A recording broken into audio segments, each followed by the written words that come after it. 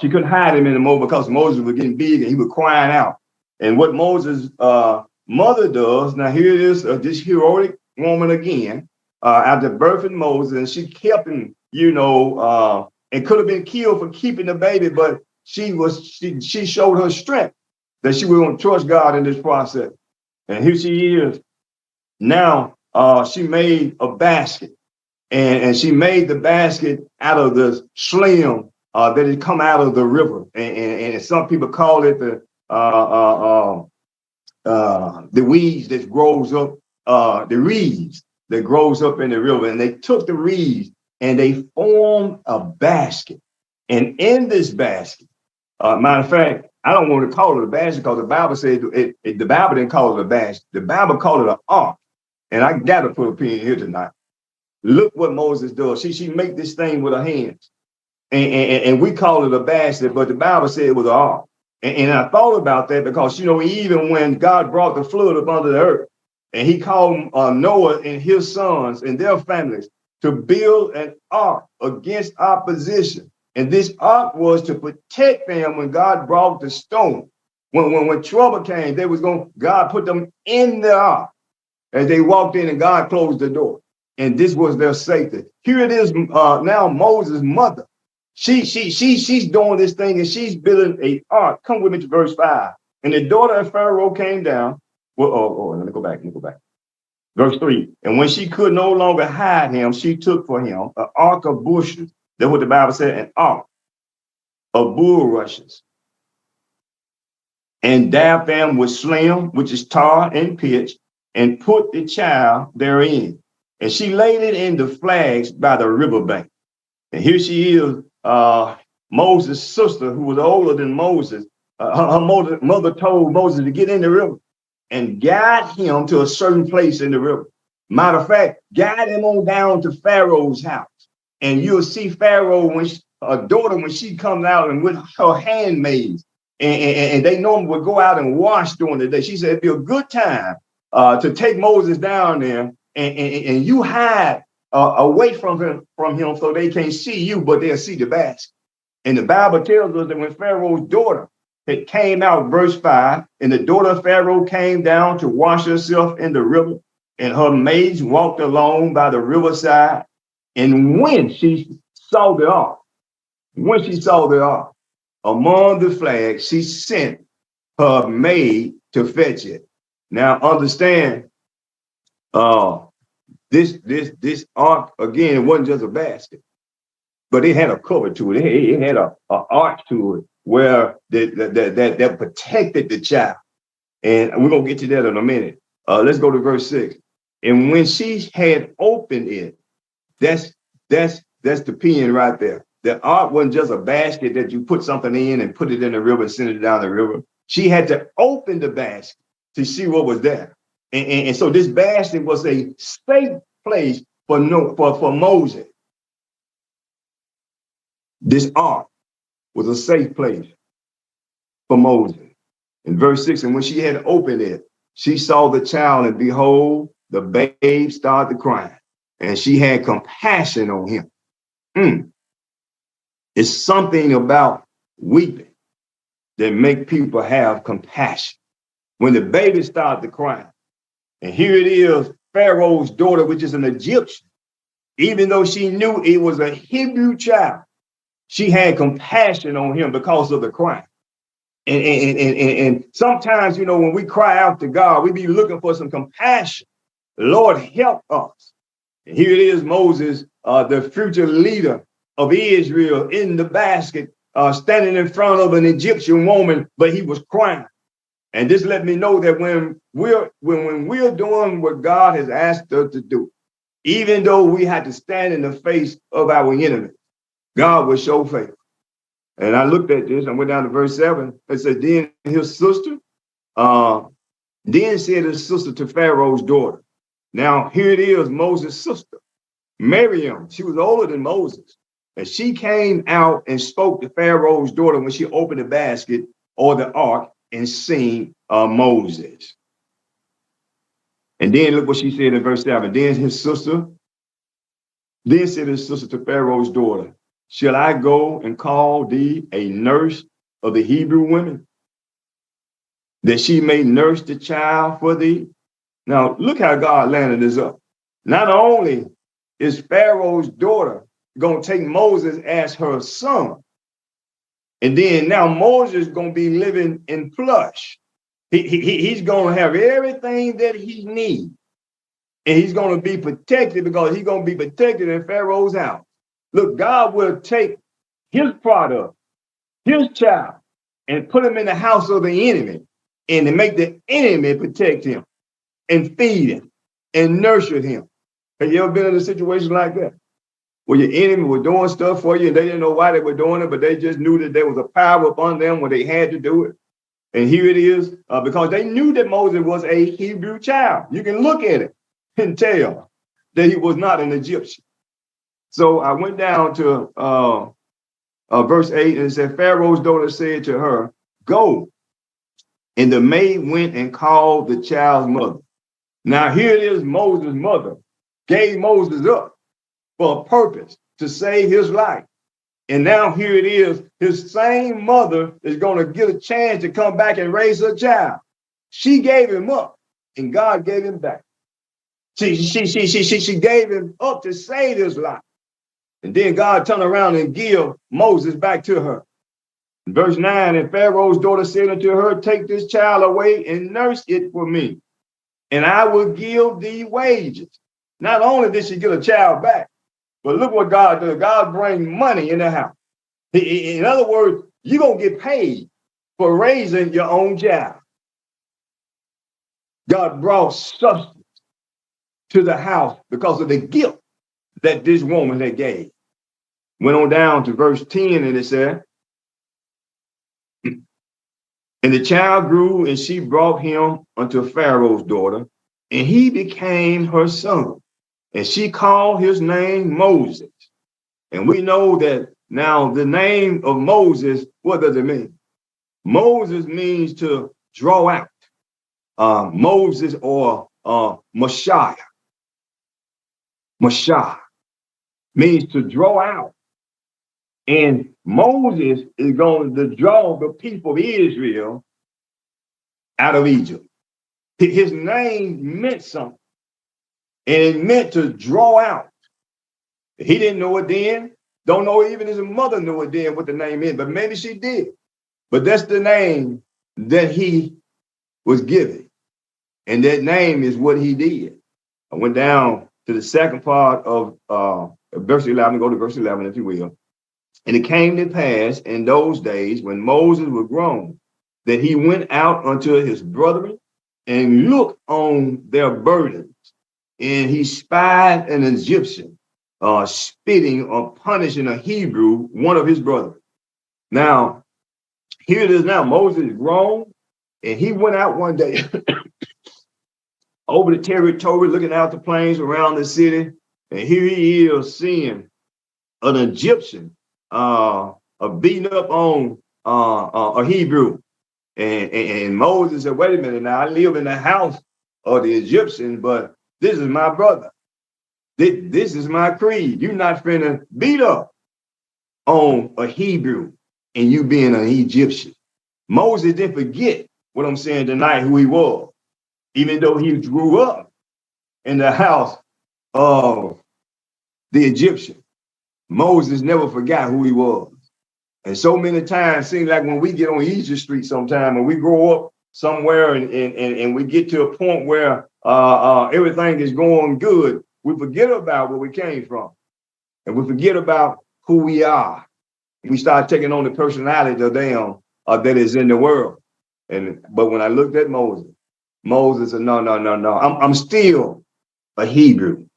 And I'm still my mother's, my daddy, and my God's child. And I went down in verse 12, if you will. And it said, he looked this way and that way. Let me go back and read that, the second part of verse 11. And it came to pass as in those days when Moses was grown, that he went out unto his brethren and looked on their burdens. And he spied an Egyptian, seen an Egyptian punishing a Hebrew, one of his brothers. And he looked this way and he looked that way. And Moses said, who looking? Because I'm finna stop him from doing this. He's not finna hurt this man anymore. Then in verse 13, and when he went out the second day, behold, two men of the Hebrews strode. I can't go back. Let me go back to verse 12. And he looked this way and that way. And when he saw that there was no man, nobody looking, he slew the Egyptian and hid him in the sand. Now Moses had committed a murder in a sense, but he was protecting one of his native men. And Moses gave protection there to save that man's life because the other man was trying to take it. And then in verse 13, it said, and when he went out the second day, behold, two men of the Hebrews strode together. And he said unto them, he said unto him that did the wrong, wherefore spitest thou fellow? Now, here it is. Moses, see now, two Hebrews fight. And Moses said, y'all quit that. Stop fighting one another. We got enough fight going on already against the Egyptians. Why should we continue to fight each other? Y'all know I'm trying to put a pin there, but I guess I better go ahead and move on. Why are we fighting so much against one another? Got enough trouble in the world already. But we fight against each other. And Moses said it's wrong. Second part of verse 13. And the two men of the Hebrews strode together. And he said to him that did the wrong, wherefore spitest thou this fellow? And he said, who made thee a prince and a judge over us? Now this other guy, this Hebrew, trying to get rough with Moses. He said, who are you to talk to me? You've been living in the Egyptian house. You can't tell us who we can fight against. And then Moses looked this way and he looked that way. And the Bible said that he slew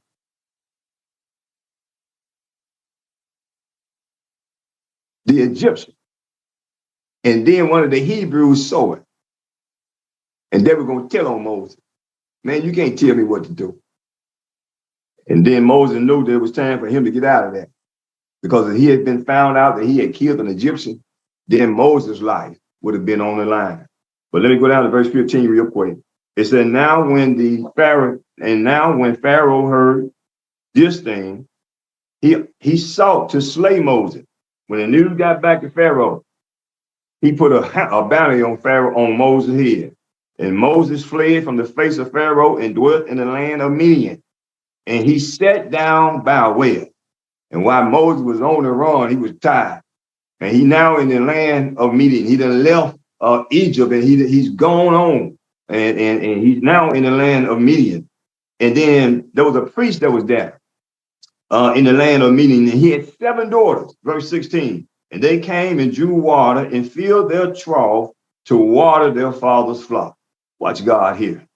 And verse 17, and the shepherd came and drove them away. But Moses stood up and helped them and watered their flock. Now here Moses made it to the land of Midian, and he still encountered some good folk being messed with by some uncaring people. The shepherds there didn't want the daughters of Jethro to water their flock. And Moses fought them off by himself and not only fought them off by himself, but then I'm sure what a man should do. Y'all go over there, women, and sit down just for a minute and rest yourself. And Moses watered the flock. Moses took on that role of being a man. And he said, let me do the work that you are doing. Verse 17, and the shepherd came and drove them away, but Moses stood up and helped them and watered their flock. And look at verse 18. And when they came to Ruel, their father, which is Jethro, he said, how is it that you got back so soon today? Normally it take y'all all day to go and to water the flock and get back. And then they told their story to Jethro, their father. And look what it said in verse 19. And they said, an Egyptian delivered us out of the hand of the shepherds, and also drew water enough for us and watered the flock. Now, why would they say an Egyptian? Moses grew up, he's a Hebrew, but he grew up also in an Egyptian house. Moses could speak Egyptian, he could speak Hebrew, and probably some of his ways that Moses had may been interpreted as him being an Egyptian, but actually he was a Hebrew. Verse 19, and they said, an Egyptian delivered us out of the hand of the shepherds, and also drew water enough for us and watered the flock.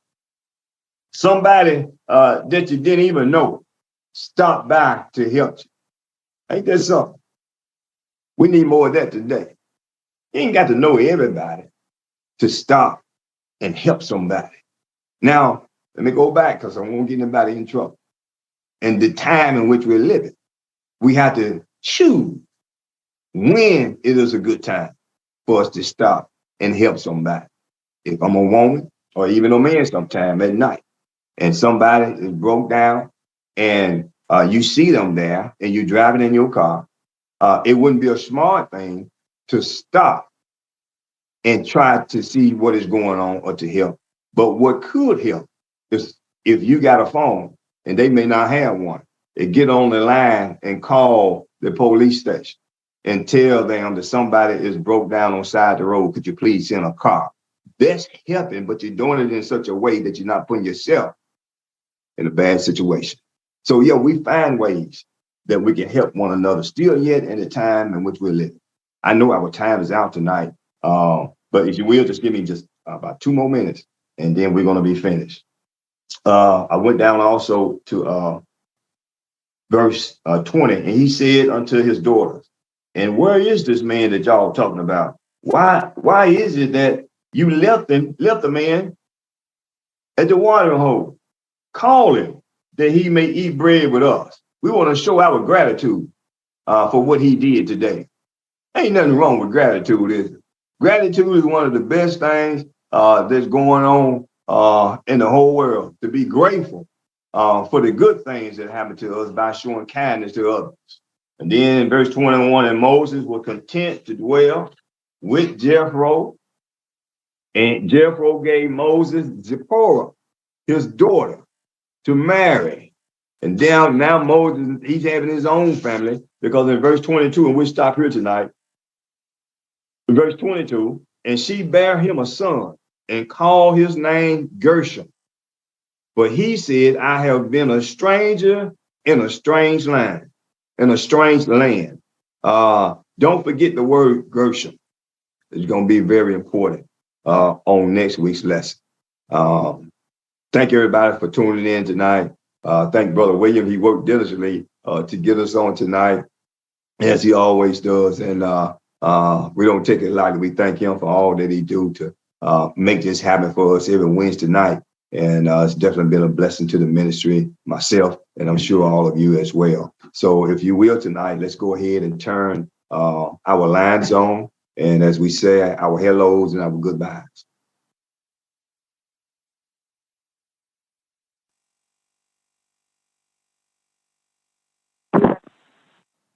I was waiting for the next step and how the Egyptians became control over Israel, but I think we're going to get there a little bit later on. But I did enjoy the lesson tonight. This is Mother Banks.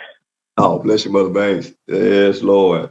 That time be running up on us. I wanted to get there, but it's all right. It's still good. All good. Oh, bless you. Bless you. We thank everybody for signing on tonight. I don't have my screen up to see who we have tonight, so I just thank everyone. All I can see is myself, and I did that. But thank everyone for signing on tonight, and we ask that you